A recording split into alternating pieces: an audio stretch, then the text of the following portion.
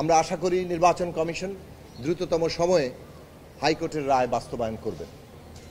বিগত 6.5 বছর ধরে আমরা সরাসরি বলা চলে, যেটা একটু আগে আপনারা শুনেছেন যে হাইকোর্টের রায়ে বলা হয়েছিল যে এইটা অসৎ উদ্দেশ্য এই আমাদের নিবন্ধনটি দেওয়া হয়নি, এর মধ্যে অসৎ উদ্দেশ্য ছিল।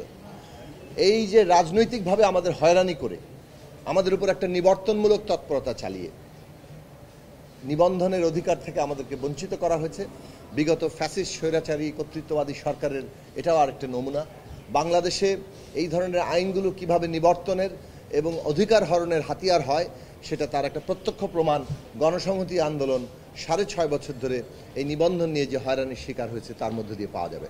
এমনকি উচ্চ আদালতের রায় কিভাবে তারা বৃদ্ধাঙ্গুলি দেখায় সেটাও আমরা দেখেছি এই নিবন্ধনের আমাদের রায়ের ক্ষেত্রে। কাজেই আমরা বাংলাদেশে যে গণতান্ত্রিক সমাজ চাই, সেই গণতান্ত্রিক সমাজে ভবিষ্যতে কেউ আর কোনো দল এইভাবে হয়রানি কিংবা নিবর্তনের শিকার হবে না, সেইটা আমরা প্রত্যাশা করি।